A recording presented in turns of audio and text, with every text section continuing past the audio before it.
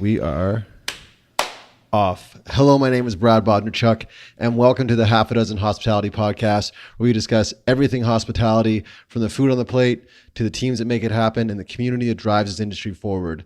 On this podcast, we sit down and chat with some of the most exciting, inspiring, and innovative minds that make it one of the most dynamic industries that there is today. And today, I have the pleasure of being joined by none other than Senor Shaun Layton from Como. Welcome to the show. Thank you, Brad. Thank you. Or should I say buenos noches? You can say hello. Either way. Do you speak Spanish? I don't, but I have a goal to one day learn to speak Spanish through what we'll talk about, our concept, Como. I don't want to be, and we don't want to be those guys that are trying to put Spanish on the menu and pretend to speak Spanish. We're just some dudes from Vancouver who love Spain and love Spanish food and love Spanish football. So for now, we're just going to go with that and be those guys that don't know how to speak Spanish. Right. But long term, I would love to learn. Sweet. So for those of you that don't know, and those of you that are listening on iTunes or SoundCloud or Podbean, head over to YouTube when you can and check out where we're at. Right now, we are in the belly of the whale. We are in what will be, in a matter of time, Como Taperia, correct? Correct. And we are standing at what will be mainly the tapas. Yeah, this is the Tapas Bar. So when I first went to Spain and saw what the bars are like there, I was blown away because I love bars, I love food, but I love to just hang out at bars and have a few casual bites and move on sometimes. But very rarely are you allowed to stand at a bar, especially in Canada and BC. And very rarely can you stand at a bar and look at what you're about to eat and have the same person plate something for you and pour you a drink in this tiny little, literally 400 square foot mecca that's been there for 100 years. Right. And so that was the inspiration of it. So where we're standing right now, we have tried to make this happen. So we brought Craig Stanghetta of St. Marie to us on our last trip to Spain. We've been quite a few times regarding this project. Shout out to Craig. The man. And so we're like, you have to come. He's also a friend. So we're like, you're going to come and eat food and drink with us in Barcelona and Madrid. He's like, okay, cool. And so the first bar we go to is called Kima, which has literally been there for over 100 years. I've been to Barcelona, I think 4 or 5 times now. And every time that's the first place you go. Okay. And so it is literally probably 500 square feet. And there's literally like 80 people in there. And it's been there for 100 years. Wow. And the bar is kind of anchored by these tapas cases. And there isn't a kitchen. There isn't a back, but it's a prep kitchen. And everything is coming out of these cases. So the bartenders are pouring you cava. They're making you gin tonics. They're plating you anchovies. They're plating you little sandwiches. And I'm like, holy shit, this is so rad. Like, these guys are doing everything. Like, I come from a mixology background. And I guess that's my reputation. That's what I'm known for. But to me, I'm like, I can't do what these guys do. This is so cool. Right. This is way cooler than what I do as a bartender that makes cocktails. So I'm like, I was so impressed. And I'm also just cool because I'm in there within 2 minutes. I have a plate in front of me and a glass of cava. Amazing. So we found these cases that these tapas live in. We had to go to a bunch of different suppliers. Frankie, my business partner, found a place in Barcelona that would send them to us. We got them certified. We got them shipped. Instead of getting the Japanese ones that you see in sushi bars, we got the ones from Spain. And they're going to anchor the bar. They're going to be the first thing you see when you walk in. And instead of having this part of the kitchen, this is the bartender's job. Right. So we have this cocktail station right here where I'm standing. And right beside me we're calling this the tapa jockey position. Okay. This is a completely new term. People might like it, they might hate it, but that's tapa jockey. So tapa jockey and cocktail bartender are both going to work together. Yeah. They're both going to know how to do each other's job, but they're going to live in each other's station. But it's going to be, that's the first thing you walk in, and this is a whole new thing for Vancouver, and I think it's going to blow up. I hope it does. And the first thing you see is going to be this bartender with these tapas cases just full of food that is ready for you to eat. What are we gonna find in those tapas cases? Things like stuffed olives. So they take like an olive and they'll kind of cut it open and they'll put things like chorizo, things like manchego cheese, things like a pickled mussel with some with some pepper. But they're literally like one bite. You know, you go to a market in Madrid and you'll see like fridges full of them, and they'll be like €1 or €2 each, and you'll just fill your plate. You'll have a glass of wine. It's amazing. Other things like pickled anchovies, anchovies that are cured, things like goat cheese stuffed peppers, things like octopus that's been like cooked and is in oil, tons of different things, but it's all like ready to eat. Russian salad, which is a super random Spanish dish. Russian salad. It's like a Spanish potato salad. Oh, okay. It's amazing. It's delicious, but it's super quirky. It's super weird. It's very like it's super random. But at the end of the day, it'll be in the case, and we're gonna be serving it to you like right away. It's so very cool. So it's the first thing you see when you walk in, and anyone who's been to Spain is gonna be like, "Holy shit, this is legit." That's cool. So they're gonna be like, "I've never seen this in BC, let alone Canada." Although there is Bar Rival in Toronto, which does a great job. I think they do a lot of pinchos and tapas as well. Closest thing to it, those guys are amazing. But in BC, there's definitely nothing that's brought that very much Barcelona, Madrid Tapas Bar. That's cool, man. I mean, we've kind of just dove right into it, which is amazing, and I love it. But listening to you describe this project, like I literally see you light up, and that's how I feel about this podcast all the time, and how I feel about my new business. But how do you still get so inspired after so many years in this industry? Does it take new projects like this, or is it just this industry you just love it and it lights you up, period? I think I just love it, but also I have done this for so long, and I've been a part of so many openings in restaurants that people always, like, for years and years, asked me if I was going to ever do my own thing, if I was going to open my own place. And a lot of things that I wanted to do, I didn't think would work in Vancouver, or maybe were oversaturated in Vancouver. Like, for example, I love Italian food and I love Italy, but there's lots of Italian places. And in Italy, like, the bar thing is the like bar atmosphere. There isn't really bar atmosphere in Italy. It's more like restaurants. Right. And, you know, I love cocktail bars. Like, I love a London style or New York style cocktail bar, but you can't really just do a cocktail bar in Vancouver. You need to serve food. You need to be in a restaurant, and you need to get a liquor primary license. Yeah. So for a while, I was just kind of like, well, the things that I really think would work here, or not work here, the things I really love, maybe wouldn't work here, wouldn't be possible, or wouldn't be a good business decision. And then I went to Spain, and I was like, holy shit, this is awesome. I actually like love it, and I don't see something like it. And it would actually work business wise, because I think people are going to eat, they're going to drink, they're going to be excited. It's going to be a place that you go once or twice a month, not once every 6 months. So there was so many things about it, and just the fact that I loved it, and I like needed to go back and see more. That's cool, man. Can you tell us, and myself and the listeners, for those that aren't involved in this city, in Vancouver, the area that we're in, why did you guys come to choose this location? Did this just worked for you? Was there something about the demographic here you can speak to, or the neighborhood in itself, something that spoke to you guys and thought, you know what, this is the spot for Como? So when we first talked, which was 2.5 years ago now, this was ground zero, Mount Pleasant. Partially, like, I love this neighborhood. Frankie loves this neighborhood. We both are really into beer, so we hung out at the tasting rooms a lot, and we just saw a void of good food in this neighborhood. Not like say that there's bad food in this neighborhood, but food that you'll actually sit down and go from another neighborhood to this neighborhood, because most people are coming to this neighborhood to go to the breweries. They're going to go see a show. They're going to awesome bars like Cascade Room, Burdock and Co's in the Hood, which has awesome food, and there are some other places, but it's not like a destination like Gastown or Chinatown or downtown, or even the Fraser Hood. There's like not really something that you can eat and drink at. Also, like, it's a neighborhood that's changing. There is like the old Vancouver here. There's, like I said, the culture, the history, the art. Yeah. But it is changing. Like, this building, for example, the Ellsworth, is awesome. It's really cool. All the residents seem to be super cool people. It even looks like a really cool building. And, you know, it is a busy intersection. And it's not in downtown where the rents are crazy. So we obviously had to think about that, but we also wanted to be in a not necessarily a new building at first, but we wanted to be in a building that we loved. We wanted to be like in a corner space. We needed foot traffic.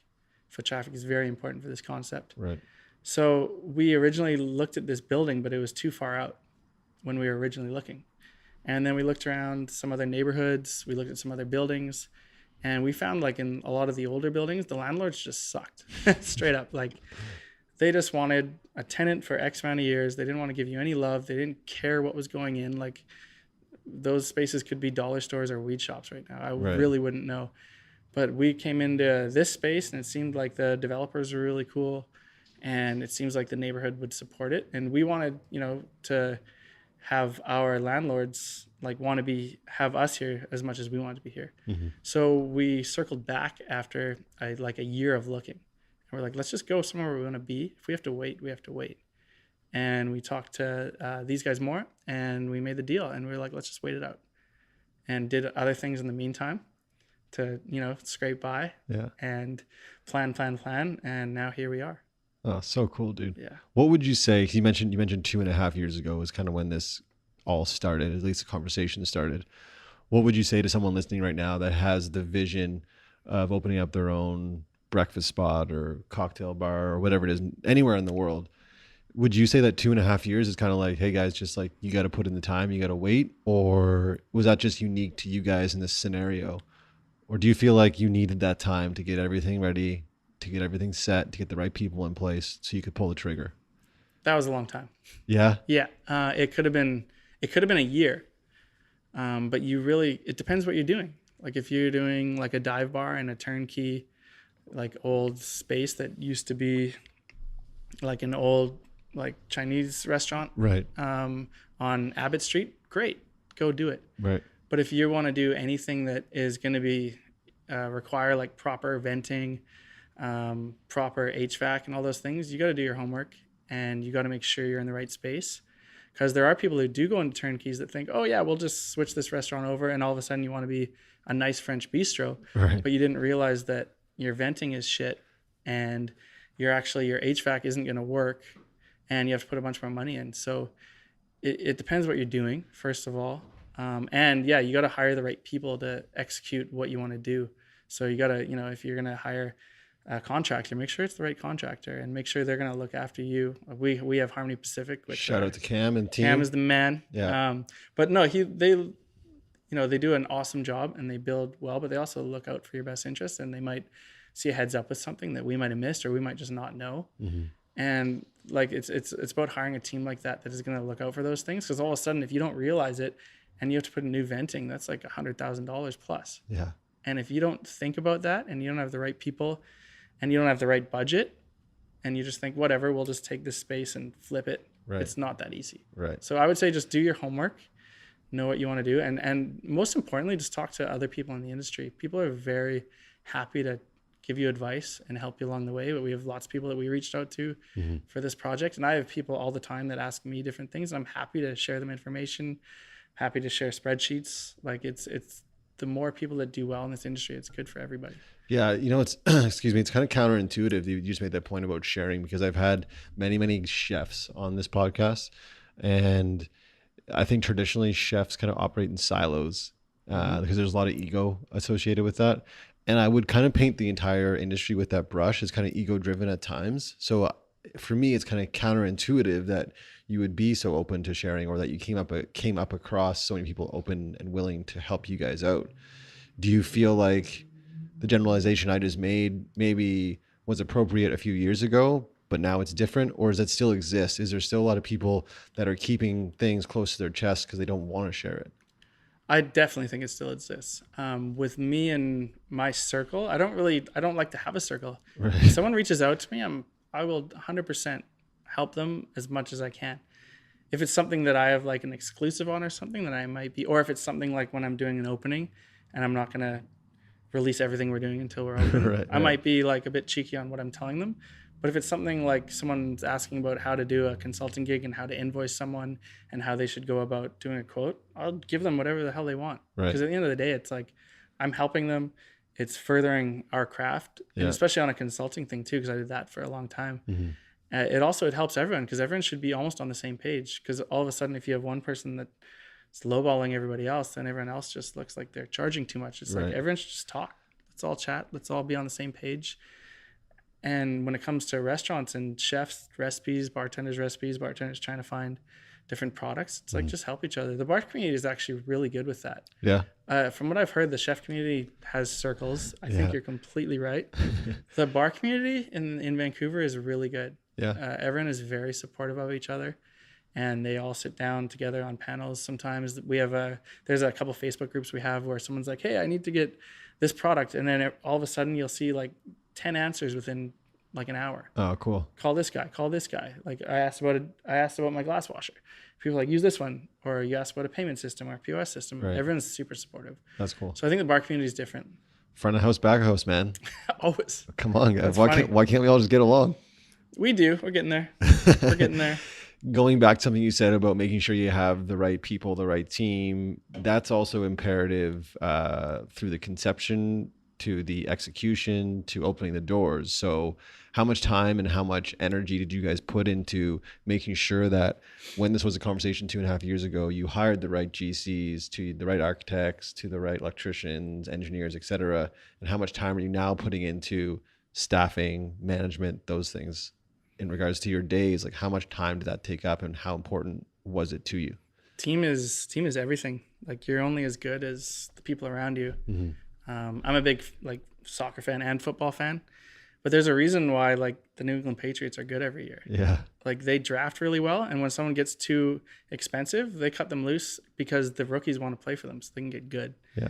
And I think that's a kind of a good way to look at restaurants is like, hopefully, like people want to come work for you. Yeah. And they're going to come, they're going to learn a lot. They're going to be part of an amazing team. And then hopefully they do and go and do something awesome. I think everyone uses the Shaun bar analogy for that, but there's something to that. It's like, look at all the people they brought up. Right. And that's because they surrounded themselves with really good people. Yeah. Like I came up through the laboratory system with Paul, and Paul's awesome for that. Paul always surrounds himself with great people, and they go on to do awesome stuff. Mm-hmm. There's like, I always use the analogy, you're only as good as your Monday night bartender. Okay. Yeah. So like I used to get people that would text me all the time, like, hey, you working tonight? I want to come have drinks. Be like, no, I'm off, but go. They're like, well, I don't want to go if you're not there. It's like, well, why? They're like, oh, you must love to hear that. No, I'm like, I hate to hear that. I'm like, I'd be more happy if you texted me tomorrow and said you went and I wasn't there and that bartender was awesome. Right. He was way funnier than you and better looking and he made better drinks. I'd be like, fuck, that's rad. Not possible, but okay. But no, to me, that's a bigger compliment than someone saying like, oh my God, we had the best time. Like I want people to go when I'm not there and have an even better time or as good a time. And hiring that team around you will make that happen. And hiring, same thing with contractors, designers, especially designer, anything aesthetic. Yeah. If anyone's like comparing having a designer or a graphic designer or any type of thing that is aesthetic in a restaurant, if it's going to be around like a 10% cost difference, it's like you have to, if you have it, you have to spend that money. Yeah. Or you have to make it work because it's like, it's those little things, even the location. If you like cheap out on a location that you're going to be at for 10 years and you did just because you're maybe saving 10% less in rent, will you be kicking yourself later if it doesn't work? Or if you just went for it and then maybe it worked or it didn't, at least you went for it. Yeah. And so I think that's when it comes to team and build and things like that, you just have to have that attitude and you have to somehow make it work. But when it comes to your team around you on the floor, you just have to make them want to work for you and you have to work for them. So when it does come to opening and when you do come to working, those leaders that I talked about, those are the people that will clear a table. You know, I've seen owners of restaurants like have to go and literally scrape shit off the floor. And not because they didn't have time to do it. They just didn't have time to tell someone else to do it. But it's not about that. They're just like, just go do it. Yeah, get it done. And then later they'll be like, hey, why didn't you do that? Yeah. But guess what? I did it for you. Instead of being that guy that's like, hey, go do that. Yeah. You know that they're going to do that for you. And when, as a person in a leadership position, if people see that and people see that you will go do that before they do, they're going to do that for you. Yeah. And that's going to resonate, and that's going to, you know, people talk, and all of a sudden you'll have all these people that want to come work for you, hopefully. Can you one day be the Bill Belichick of the restaurant industry? Oh my God. If I could get 5 rings on my finger, that'd be pretty nice. Although I'm not going to rock that hoodie. No? No. It's a terrible hoodie. It's a tough look, but he owns it. But he gets it though. And if you give me Gronk and Brady, I'm cool with that. But I think to your point, like people want to come play for Bill Belichick. Sorry to get off on a sports tangent here for those of you who don't like sports, but it's my podcast, so just deal with it. But Bill Belichick, like when he's in negotiations for contracts, he's just like, we will win. That's it. Yeah. So we're going to pay you less, but you're going to win. And then he'll stop talking. It's interesting because now he's getting people that are coming at the beginning of their careers, Yeah, rather than at the climax. So he's like, come play for us. You might win a ring, and then in 2 years, when you ask for a raise, we're going to say no, and you're going to go get paid somewhere else, and then we're going to draft properly because those people are going to want to come play for us. yeah, It's a completely backwards thing in the NFL, but it works for the Patriots. But there's something about being part of the team. There's also, so I hate the Patriots and I hate the Yankees, but the Yankees also have this thing where you can't have facial hair and you have to roll your sleeves down. You have tattoos, no matter who you are. And it's like a thing that a lot of people and a lot of athletes hate, but guess what? You know why they're doing it? They're not doing it because they want you to look clean. Instantly, they want to tell you that no one's bigger than the team. yeah. So you can be Johnny Damon, you can be Kevin Youkilis, those guys that had the big beards in Boston and came to the Yankees. Yeah. They don't care who you are. You shave your beard. Yeah, You shave so your cool. mustache. So cool. And no one's bigger than the team. And I think that's like something that as a team in a restaurant, Yeah. like that's a really good mentality because you can have younger people come up through the system that way.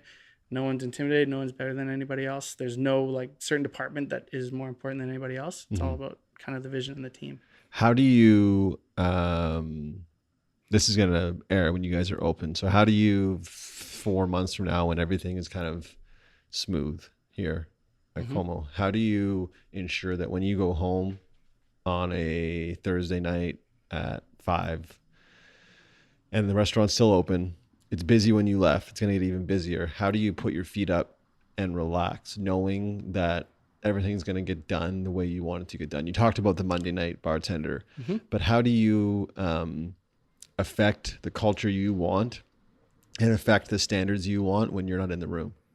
It's a good question. I will train, and some of the people I've worked with before, I will always tell people to act like I do. I've actually never owned the place, but sometimes I have that style of service that I do own the place. It's more like act like you've been there before is a thing that I use all the time. It's sort of like when you go to a championship in sports again, act like you've been there before. So when you're answering the door, be confident. This is what we do. If someone doesn't want something or someone is, upset that we don't take reservations, it's like, don't sit there and say sorry right away. Say, hey, how can I help you? Right. What can I do to make this work? Right. And say what I would say. Be confident about it. Don't cower and don't, think that you have to do a million things for someone if it's not something that we do. Right. Stick to the program. Stick to what we do. Be confident. Take care of people. We will be very important about taking care of people, but stick to our guns. Say exactly what I would say. Don't tell anyone to fuck off. I won't either. Maybe once in 5 years, maybe.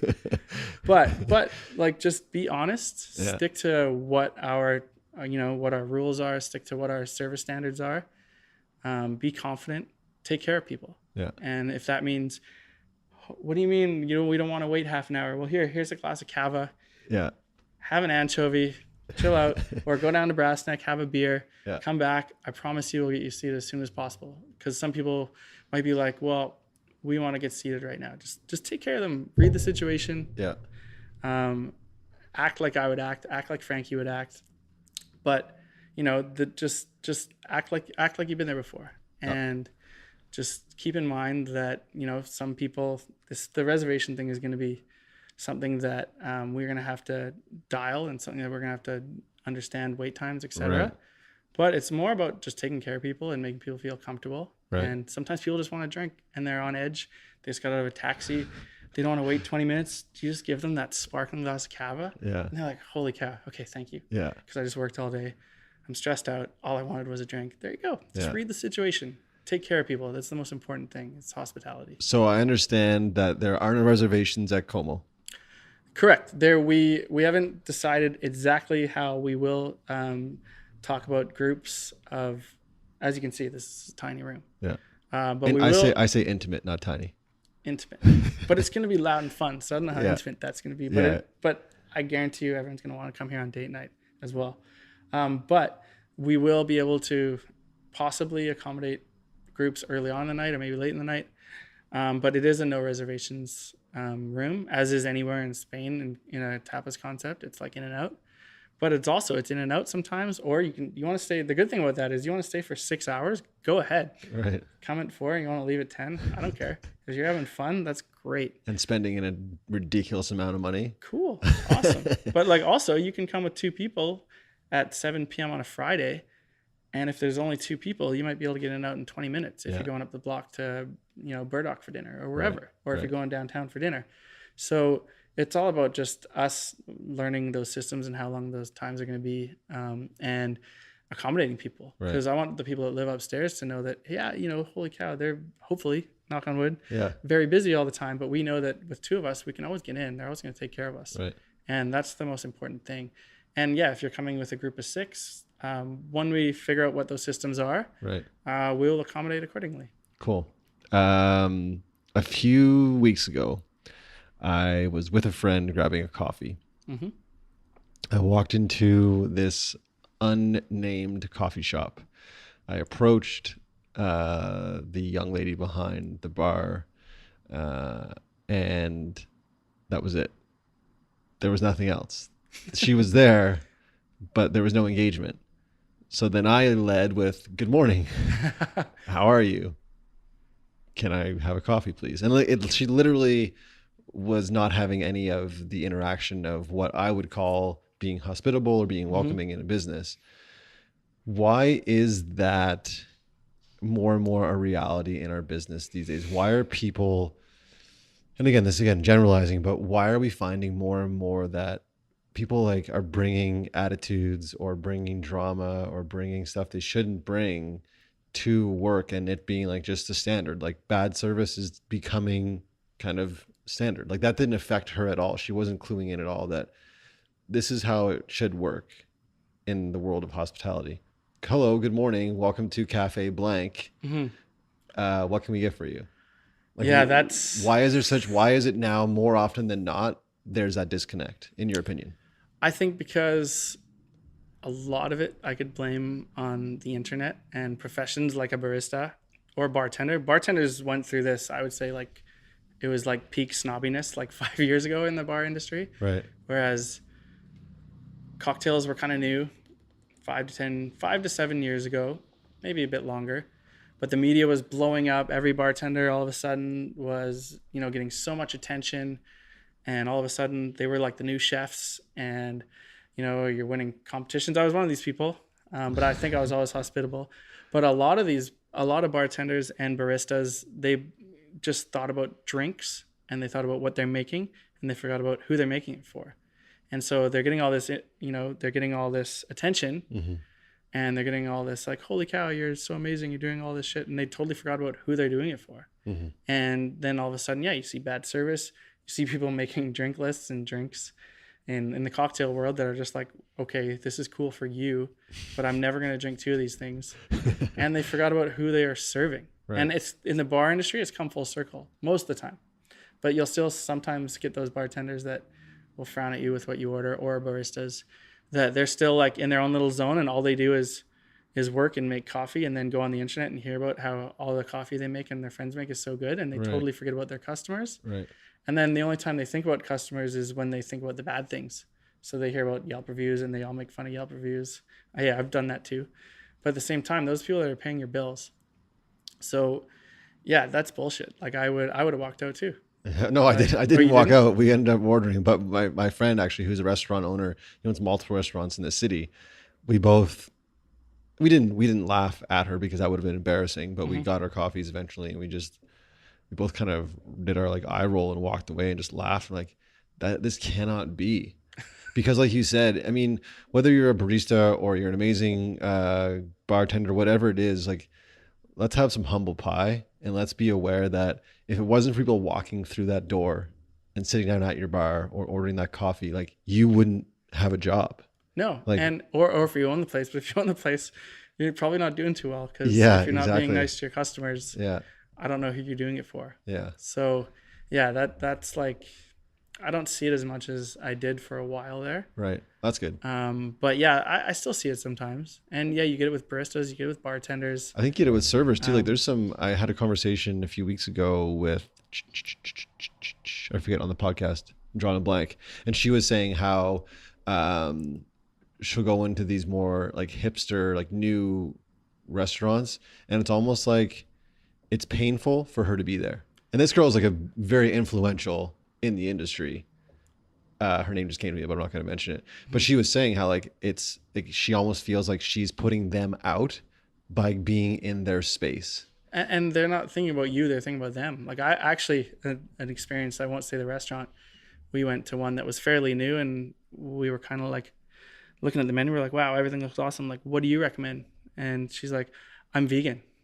And I'm like, I don't care. Yeah, exactly. Did I ask you if you were vegan?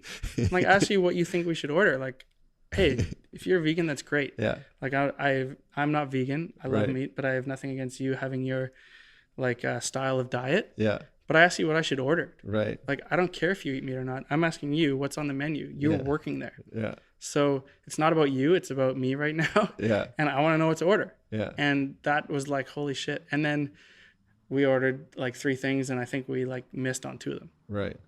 And then I looked at the people beside us. I'm like, holy fuck, what's that? That looks really good. And the bartender was like, oh, that's this. We're like, shit, we should have ordered Should that. ask the bartender. But at the end of the day, it doesn't matter what your diet, even what your preferences are. Your It's personal like, agenda doesn't matter when you're no, in this like, industry. You need to sell what you sell. Yeah. And if you are that passionate about being vegan, then go work at a vegan restaurant. Yeah. Because I don't really care. I just want to know what I should order. And same thing here. Like I'd happily hire someone that's vegan or vegetarian, whatever. But when people ask you what they should order, tell them. Yeah. You don't need to tell them what your preferences are. Yeah. And like you, Brad, you don't drink. Yeah. Cool. But if I ask you, hey, what should I have to drink? You're You're going to say, hey, start with an Estrella. It's yeah, like exactly. delicious Spanish beer. Exactly. Right? Like, yeah. You can tell people that you don't drink, sure, but also recommend something. Yeah, but it doesn't matter. It doesn't matter to their dining experience. Like it's like saying I don't date guys that have brown eyes. So it doesn't matter. Like, okay, cool, but can I have a beer? Like, yeah, exactly. I would love to get your definition of hospitality. I've asked many people on this podcast, and obviously that is kind of the bones of this podcast is hospitality. So how do you, Shaun Layton, define hospitality? I just think be yourself, understand where you are, who you work for, what you work for, and understand who your clients are and your clientele is, and take care of them, whatever that means. So if that means that the dress code calls for you to wear, dress pants and a white shirt, you do that. If if it calls for you to wear whatever you want but look stylish, you do that. But if the atmosphere is supposed to be inviting and fun, you do that. And you do whatever the concept calls for you to do, and you take care of people. Right. If you're on the corner of Main and 7th, like we are right here, and you're working in Como, and someone calls a taxi, or someone asks you to call a taxi, you don't call a taxi. You go out in the street and you flag it for them. Right. A, it's quicker, as we know, taxis in the city. B, like those people are going to be like, holy shit, that guy actually just walked outside, it's raining out, and flagged a taxi for me. That's Right. so cool. Yeah. Or if someone says, hey, this wine by the bottle, can we have a glass? Go ask somebody, see if it can make it happen. Right. If someone, don't be like a yes man, everything is available. Right. Yes ma'am, yes man, Yeah. etc. But, do whatever you can to take care of people. Right. It's taking care of people, but it's also understanding where you are, and you can't go too far outside the box. You have to stay within like what the concept is. Right. I think like Vancouver especially, there's a lot of restaurants that will just do anything for everybody, and a lot of Vancouverites get used to that. I'm not going to say that the chain restaurants are like that, but a lot of them, there's something for everybody, and so people are used to getting half yam fries, half salad. Right. Well, we can't do that here. I'm not going to like sugarcoat it and say we can do that. Right. But if someone says, I always have this burger at Earl's and I want something similar, and you're like, we got this thing called a hamburguesa. It's fucking rad. You need to try it. So I'm always going to come with an answer. I'm never just going to do that snotty, like, no, we don't do that here. Right. I'm going to always come back with, how about this? Yeah. It's not going to be like, I'm going to do anything for you. We're a yes man establishment, but it's not going to be like that just stern, no, we don't do that here. Yeah. There's always instead of saying no, just steer the person in the right direction. Exactly. That's being hospitable. There's a million things like that. Like the flagging the taxi thing, like all those things, just take care of people. Do like one little step extra that other places might just have like a standard that that's the way you do. You call a taxi and you do this. It's like, no, just flag it. Who cares? Yeah. Someone wants an umbrella, give them yours. Go get a new one tomorrow. Yeah, We'll pay for it. Just do something. Yeah. Like, take care of people, go that little extra step. I like that. And I feel like that is it. It's just that little bit extra. And I feel like the restaurants and the businesses, let's even talk outside of the industry, other industries, people that are doing that are crushing it right now. Yes. Like, quick story, Amazon, shout out to Jeff Bezos. The guy is killing it. Amazon is amazing. I ordered, what's 198 plus 198? A lot. 397. No, Yeah. 396. Yeah. Okay. So I ordered 396 diapers for my daughter, which I did not need. Didn't realize it. They show up. I didn't realize that you can't return these or exchange them. Sorry, for a different size. Called Amazon and they took it back and refunded me full. Wow. Like without like 2 questions, and then all of a sudden I had my issue resolved. And that to me, I was just like, damn, like you guys are setting a new standard for what service is in all industries. And I would love to see that back in our industry, where I agree, we're not going to bend over backwards for you and break the rules of what Como is. We're not going to get a pizza for you, but we'll get you the closest thing we can. And it's going to be friggin' delicious, but it's going to be Spanish and it's going to be within kind of the walls that we feel it should be in. But I feel like the businesses that do that and are very aware and take care of their customers, like truly take care of those are the ones that are going to have bumping rooms on Monday, Tuesday, Wednesday, Thursday, Friday, Saturday, Sunday, every single week. And everyone's going to be talking about it. It's not just the food. It's not just the music. It's the people. It is. It's 100% the people. And it's just empowering them to give them the confidence to say, you weren't here. This happened. These people wanted this wine. We only have it by the bottle. I cracked it open. I sold 2 glasses. Holy shit, we've got half a bottle left. I'm like, fucking awesome. Yeah. Sell the rest tomorrow. Yeah, Don't worry about it. Yeah. That's amazing. Thank you for doing that. Yeah. That's rad. And it's also like, at first you said, holy cow, let me go see if I can do it. And then they're probably like, oh, well, at least she's asking. Yeah. And then you came back and you're like, yes, we can do it. Where sometimes you even know the answer, but you're just going to go ask that anyway. So you leave them in suspense for a second and they're like, holy shit, they did that. They never do that. Yeah. We asked in this place and they just have a straight, it's black and white. Well, nothing's black and white in this industry. Yeah. Like you can use that cliche, everything's for sale, but it kind of is. Yeah. So if you can do something like that, but don't just say, sometimes, don't say yes right away. Yeah. Give them some suspense. Yeah. Come back, be like, okay, I went back. I talked to my manager. He said it's totally cool, but you have to get 2 glasses. And they're like, oh my God, that's so amazing. Yeah. And then they're going to go tell their friends, we went there. We saw this bottle of wine that we really liked. We didn't want a full bottle. And you know what? They said, we'll open it. Yeah. And we had 2 glasses. Amazing. Yeah. So And cool. who knows? Maybe they'll have 2 more. Maybe they'll come back the next day for 2 more. But it's like such a little thing. And there's a lot of places that are black and white where they're like, we don't do that. And like, there's nothing worse than just a straight no in a restaurant. If you can just either sidle people into something else, or you can make something happen, but leave it a little bit suspenseful for a second. Yeah. It's like, if you have 2 people that you know those seats are going to be ready in like 2 minutes, like, okay, guys, I think I can get you in, might be 5 to 10 minutes. You're like, holy shit, I got it for you right now. They'll be like, holy cow, awesome. Yeah. Whereas instead of being like, come this way, there's little ways that you can, and it's fun and it's exciting and it's just little ways to, make it exciting, make people feel taken care of. And you are taking care of them. Yeah. But it's also, like you can bend the rules a little bit. Nothing is black and white ever in the restaurant industry. Yeah, no, I totally agree. I always feel like this industry in particular, every interaction is like a dance. Yeah. And I've said on this podcast a few times, it's like some people want to get down and boogie. Some people want to waltz. Some people want to like, I don't know, other dances like mamba or samba or ramba, you know what I mean? But if you are tuned in as the server or the maitre d' or the manager or whatever it is, if you're tuned in, everyone else on the team is tuned in, you can have this like super sexy vibe going on where it's just like the room flows and there's that like warm buzz of like everything is good because everyone's very aware of how each guest wants to be danced with. And you got to kind of figure it out too. Like you've read Danny Meyer's book, I think I've heard you talk about it. Yeah. He talks about like, I think it's called like picking up the pieces. He has some kind of thing where he'll kind of know the answer to the question he's about to ask, or he might be asking a redundant question, but he's doing it to try and figure out where you're coming from. So you'll have a couple come in, hey, how's it going? And you're looking at them and they look like restaurant people. You don't know who they are. And you're like, who are these people? This guy's got sleeves all down his arms. Right. The first thing the girl looked at was the back bar. And you're like, okay, these people are definitely industry, but where the fuck are they from? Like, hey, how's it? Instead of just being like, how's it going? What do you look for? Like, hey, what's up? First time? Really?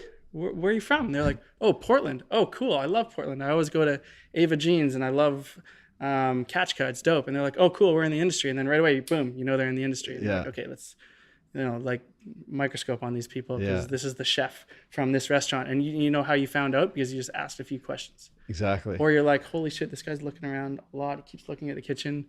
Like, let's start chatting with him. Then you find out, oh shit, this guy's like a food critic from blah, blah, blah. And he's being honest about it. Some of them won't. But it's all about like, there's little things that you can do to find out who people are. And it's also where they're going. If they're not industry, but you can see like a couple walks in and they're like, yeah, there's going to be two of us. You don't just be like, okay, let's go over here. But like, what are you guys up to tonight? Are you going for dinner somewhere or are you here for the night? Yeah. Cool. Well, if they're here for the night, let's sit them over in that perch over there. They somewhere kind of chill where they can get comfortable or we're going down the block for dinner. Yeah. Okay, let's put them over here. So it's more or less like the first time you start talking to them, you got to like pick up those little pieces, ask those little questions. You guys hockey fans? Yeah, we're going to the game tonight. Cool. Okay, let's get those people in quick. Let's fire those items. Right. There's little ways and there's little tricks to the trade where you need to always be on that, especially in a concept like this. Right. We constantly need to be knowing, where everybody's at. And that foretop that comes in like, oh, we really should have sat them at one of those tables because they're here for the night. Right. We shouldn't have put them at that little perch over there because they don't feel comfortable and they left after one round. So it's all about like, dissect your people. Yeah, being hyper aware. Yeah, and don't just ask the same question. Just talk to them, have a conversation. Yeah. Hey, what's up? What are you guys up to? Where are you coming from? First time? There's so many little ways that you can get little things out of people, and then you can find out, okay, it's totally how you're going to work the room. Yeah. For those of you guys that don't know, Shaun is on social media at Shaun Layton, Layton, and Shaun is spelled with an A-U. A-U-N. Shaun cooks. He doesn't chef. He doesn't chef, but he cooks. I know he can cook because he puts his beautiful photos on Instagram stories. The reason I bring that up is I want to ask, how similar would a dining experience be at Shaun's house to what it will be here at Como? Completely different.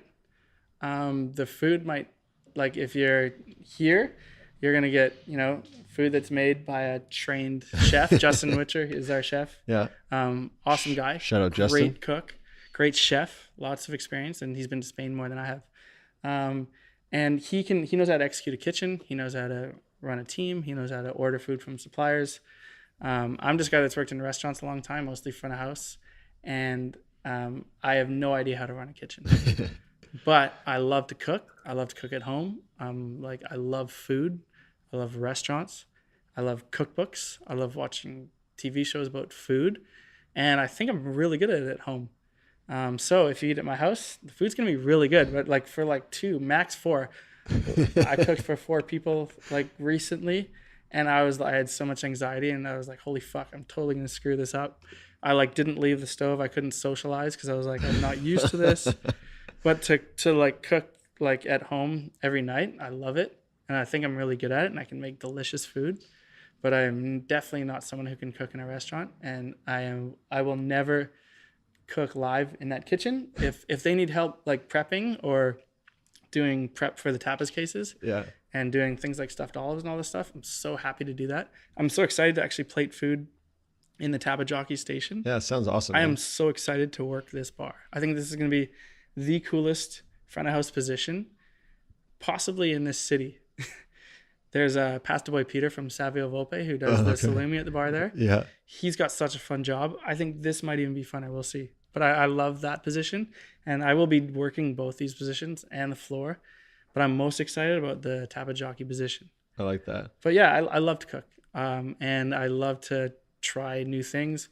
I love cooking things like pasta, paella, any type of grilled meat. Actually, I've got into vegetables a lot recently. Different preparations of them? Yeah, things like chickpeas. Yeah. Things like squash. Dude, have you tried the chickpeas from the girls over at Grain?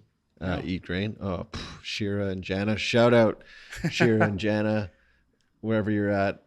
Man, I got to get you some of their stuff. Okay. It is I'm happy to. I love cooking chickpeas. of this world. They just take on flavor, and it's like so fun to cook with them. Yeah, It's so easy. These are Canadian products by Canadian farmers. Oh, wow. And it's just, it's next level, man. I had no idea. I was ignorant. When they told me that chickpeas grew in Canada, I said, say what?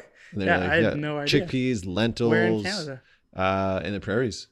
Cool. Yeah, I'll hook you up with some of that. Yeah, done. you'll love it. I wanted to ask you something in regards to you were talking about. I think we're all being very idealistic here, and we're talking about having a dance and making it sexy, and the room just flowing, and it's a warm buzz. Like that's the vision I have for you. I'm sure it's a vision you have for yourself of this space and this business.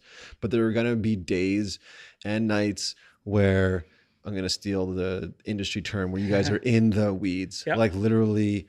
You haven't looked up for 90 minutes, maybe 2 hours.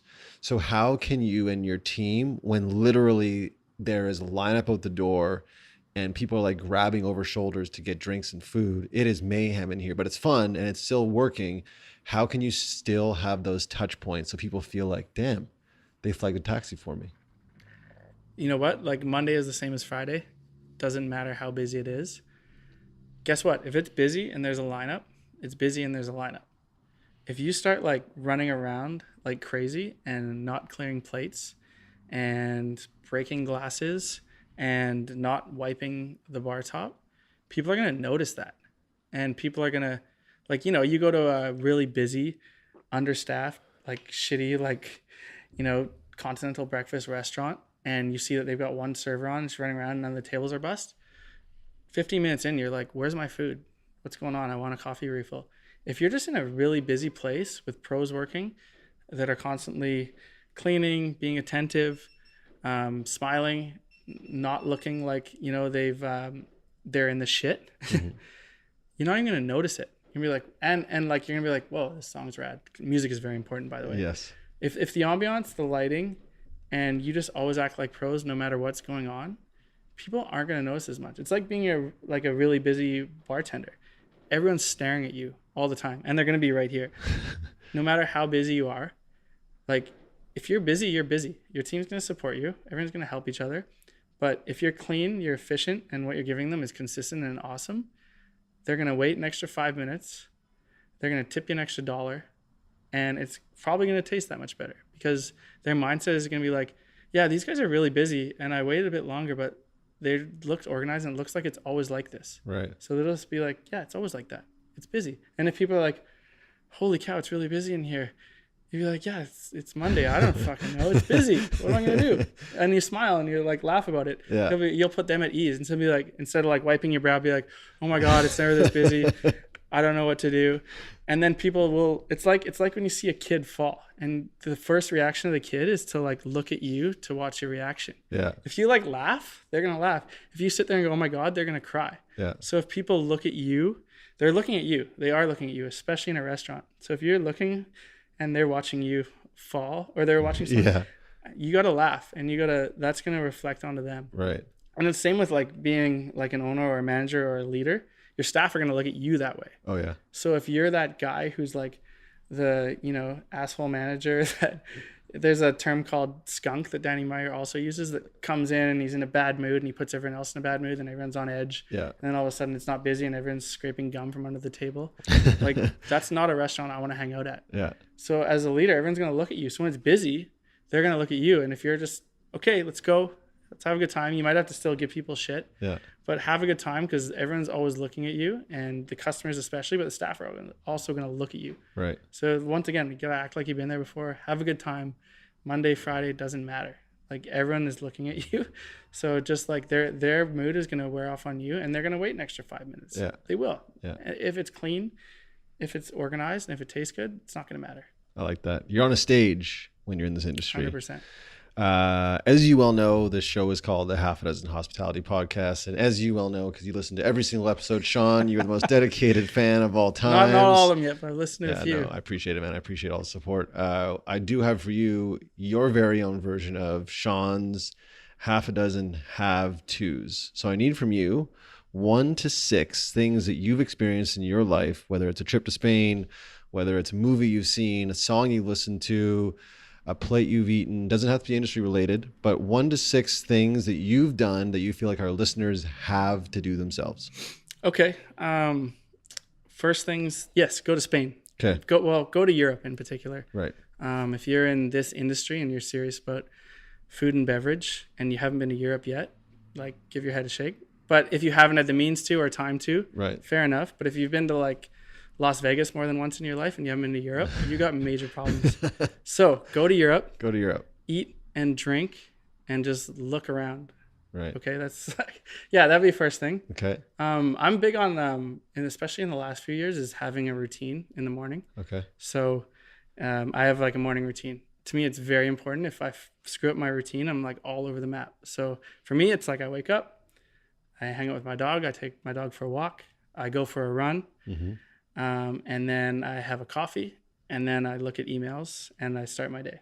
Nice. If that doesn't work in that order, I'm like flustered all day long. I take weekends off. I don't go on a run, but I still take my dog for a walk. Yeah. But I think getting in a morning routine is really important, especially in this industry. And I think exercising is as well. You don't have to go to the gym, even just going for a run sometimes. In this industry, people tend to like work long hours. You work late at night. You drink. Some people might do drugs, whatever. You need to wake up at a decent time. Right. I don't care if you work till 4 a.m. Like if you're over 30 and you wake up afternoon, I think that's some issues there. You need to like sort that out. But I think getting in, like I worked late hours, and then once I started getting a routine, it really like got me focused to do things during the day. Nice. Because sometimes your day is like night, right? Yeah. Like it's your time off. Yeah. But at the same time, you still need to be functional, and you need to like wake up and feel good all day. And so to me, like getting a morning routine is a big thing. So. Cool. I like that one. One more thing. I thought about this before because I know how shit works. I'm a huge fan of like just randomly jumping on a train. Okay. So when you do travel to Europe or you travel anywhere else, like don't plan your whole trip. Don't plan everywhere you're going to go for dinner. If you're going for 2 weeks, leave like 3 days when you go to Europe and say, I don't know where I'm going to go. Right. Jump on a train. Go do something last minute. I'm a huge Anthony Bourdain fan, and he has his quotes about moving and traveling, etc. And that inspired me a lot, and it has inspired me a lot. I've been to Europe quite a few times, and I've jumped on trains to places like Biarritz in the Basque Country, which is right by San Sebastian. I ended up spending 5 days there. We would have never went to Madrid if we didn't just jump on a train. We thought this was just going to be a Barcelona-style Tapas Bar. Right. And we're like, fuck it. We've been here for 4 days. It's getting a little out of hand. Let's go to Madrid, watch a soccer game. And then we went to Madrid, and we're like, holy shit, the food here is awesome. We need to like rethink what we're doing. And like that's what happens from quote unquote jumping on a train. It doesn't have to be in Europe either. It's like if you're planning on going to Los Angeles and you think, holy cow, let's go to Palm Springs for a minute, do it. Yeah. Like don't think twice and don't plan your whole trip. Like sometimes just let things happen. I like that. You know what's coming next then? It is the half a dozen haven't yet. So things that you have yet to experience in your life that you really want to, that you can share with myself and listeners. So what would be 1 to 6 of Shaun Layton's haven't yet? Yeah, I thought about this one too, and I was a little stumped, but I guess I could say open a restaurant. Yeah. Okay. Well, we're just about there. So that's happening. Yeah. My biggest one that I haven't done yet that I'm like seriously embarrassed about because I just knocked people who haven't been to Europe. I've never been to Asia. Oh, okay. So I need to go to Asia. Okay. And Can we hold you accountable to that? Yes, it'll happen. When? Because it's embarrassing. I would think give me like a 24-month window. Okay, so 2020. Yeah. Okay, done. cool. We'll check in on 20. Well, we should do this in Asia in 2020. This podcast again. Yeah. Cool. Done. Okay. Done. Cool. A lot of my things come with traveling. Go on a vacation that doesn't involve work or food. Okay. Why would you want to do that? Because I never seem to relax. Oh, okay. So it'd be cool to just relax every time. Well, maybe I don't even know. Like, go sit on a beach and not think about anything. Right. Like went to Mexico on a trip about a year and a half ago, and I was in Oaxaca and I was in Jalisco, and that was like those are food towns and tequila towns, and then I went to Sayulita for a couple of days, but it was like such a interesting little town. I didn't even spend time on the beach. Oh, really? So I've never been to an all-inclusive resort or on a cruise boat, but in an ironic sense, I kind of want to. That's cool. I To get that. completely turn Yeah, off. I like that. Just be taken care of, not be like, ooh, like where can I go for dinner tonight? What can I drink tonight? Just literally be taken care of. And just like completely relax and turn the phone off. Yeah. I don't know if it's possible, but I'd like to You do can it do one it. day. You can do it. Yeah. And myself and the hordes of listeners, that's right. There's thousands of you, millions maybe out there listening. We will hold Shaun accountable in 2020. And perhaps we will record a podcast on a beach in Asia, doing nothing but sitting on a beach recording a podcast in Asia. And drinking really bad beer and eating bad food. Yeah, I'm down That's for that. part of it. Yeah, I'm down for that. I'm down for that. Any other haven't yet that you want to add, or is that kind of you I think tapping that out? kind of hits it. Yeah, cool. Yeah, that's cool. I want to take a moment to celebrate you, Shaun. For those of you that don't know, I came to know Shaun years ago in the industry when I was looking after a bar and restaurant in Yaletown, and Shaun was doing the same kind of across the hall. And Those were the days. Yeah, those were the days, the glory days. And it's been really cool for me to have the opportunity to reconnect with Shaun. I've kind of been watching Shaun from afar over the years do what he does, and I'm super excited for you to be where you're Thank you. today. Anyone out there that is grinding in this industry and has a dream or desire or the gall to do what Shaun is doing, use him as your model. Use him as a testament that it can be done. Find the right people, like he said, surround yourself with good people and a good team, and you can do some amazing things. So I appreciate what you've done in regards to inspiring people like myself and others around us, showing us that it can be done.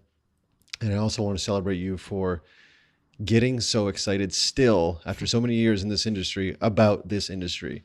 It comes up a lot on this podcast, and I say this term a lot, but I say it because it is so descriptive, is this industry in particular can be so thankless. So for people like yourself and myself that have been in it for so long that you still get lit up by it is a testament to who you are as a person. And the industry needs more people like you who treat this space so well. So thank you for doing what you do. And thank you for putting up with the challenges that is this industry for so many years. Thank you. Thank you, Brad. And I'm a huge fan of the podcast. I've listened to podcasts recently a lot, commuting from Squamish for a long time and now commuting from North Van. So guys like you and guys like some of the people and ladies that you've interviewed on your podcast, once again, make me always thinking of restaurants and food and beverage, but it is so rewarding to always listen to someone new. And there's certain ones that I've listened to that I didn't know who the people were, and now I support their products because I had no idea. Yeah, so cool. Thank you, and props to the podcast. I think you're doing an awesome job, and I hope that all the listeners are really appreciating it as well. Yeah, man, thank you. Yeah, it's been a fantastic, and it's been fantastic for me, but it has been a selfish project. And I think because it comes from me and from my heart, people are attracted to that. Selfish or selfless? I think it's selfish. No, it's selfless. It is, but I think it's a bit because I enjoy this. Like I just left my partner and my baby at home to come and record with you, and I'm like, what did I say to her? I said to Lindsay, I said, "Wish me luck," and she's like, "What do you mean, wish you luck? Like, you're just going to have a chat with a buddy about something you love," and that's just it. So I feel like it's selfish because one, I love talking about this stuff. Two, I love to like get inside of your brain and understand like, how does Shaun look at this industry? That's what I do to everyone. I'm just collecting data over here, and it's guilty pleasure for me. It is selfless, sure, in ways where I want to create a platform, people like yourself, to come on and tell your story beyond you on a busy Friday night at Como. I want people to understand, like, why does Como exist? Why should they come and shop here as opposed to somewhere else, right? Why should they support the independent people like you? So I think at times selfish because I take so much from it, but at times, yes, I would hope as well it is selfless because I do truly want to support everyone that I can in this industry that is doing work like you are doing. So again, congratulations to you and the team. So the guys that we should be giving a shout out right now, besides the cops outside, we should be shouting. It is Halloween, by the way. Yeah, it is Halloween. So Justin will be the Justin head Witcher chef. is our chef and a partner. Yeah. Frankie Harrington is my business partner in this project. And then we have just an all-star crew of front and back of house. And we have a couple more that we might sign before the restaurant opens. But I'm so happy with the team that we have. We had We had a staff kind of intro day the other day where we just brought in a leg of hamon. It was Iberico, but it wasn't quite Bayota. But we just carved some ham and we hung out. We drank some sherry and some beer. And it was a very informal kind of meet and greet. It was also so cool to feel the energy of the space with people in it. Because every day there's trades in here and they're all awesome, but there's like hammers and drills and it's sort of stressful. And I'm sitting here on my laptop trying to see if these guys are pissed off at me or not, but also looking at what everything's going on. So it was so cool just to have people in here and feel the energy. And it was awesome. And it went really well and everyone had such a good time. And it's like right now, I'm talking to you. You're on one side of the bar, I'm on the other. I'm like, holy shit. I'm like leaning where I'm going to lean. Yeah. I found my lean perch. This is something this is actually going to be bent in like 3 years. Yeah, exactly. Everyone's going to lean right here. Yeah. But the energy, and I'm looking at sight lines as well. I'm always looking at things like that. Oh, so huge. I'm like, okay, this is going to be fun. This is going to work. Yeah. We're coercing. You're like front row center. This is where I hope to be. This is where I hope to be. I think that's the best spot in the restaurant. Right. But right here is pretty dope. And it's like, yeah, and if all our bartenders and everyone's going to be working the station is going to be used to being able to be front row center. Because if you're a nervous bartender, you want to work somewhere where like you can see it. You're like right there. So this is kind of cool. This is the first time I've talked with someone on the other side of in this kind of scenario. This is rad. Very cool. Good practice. So when this drops, you will be open, guys. So if you haven't yet, please get out and support Shaun and his team at Como. They are at the corner of Main and 7th. The address is? It is going to be 201 East 7th Avenue. 201 East 7th Avenue. We'll be open 4 to 11 every day. 4 to 11 every single day. And then who knows? Maybe we'll open later eventually, but that'll be for the meantime. Cool. The hours, and there will be a dope happy hour. I just can't tell you what yet. Ooh, teaser. I like that. In the meantime, if people want to also, if they can't get into the restaurant, but they want to support you guys, how can they reach out and find out more about you and your team and the business? Great. You can check out our website, which is comotaperia.com. I think the best way would be to follow us on Instagram. It's at Como Taperia, so COMOTAPERIA. Follow us. We have lots of fun. It's kind of a quirky Instagram if you can put up with my shit. We will keep you posted. And shoot me a DM. Shoot us an email, info@Como Taperia if you have any concerns, or who knows, you're wondering about our hours or groups, etc. We're always happy to hear you out. There's never just a straight no answer. Right. Get in touch and follow us on the IG. It's pretty sweet, fun. Man. Sweet.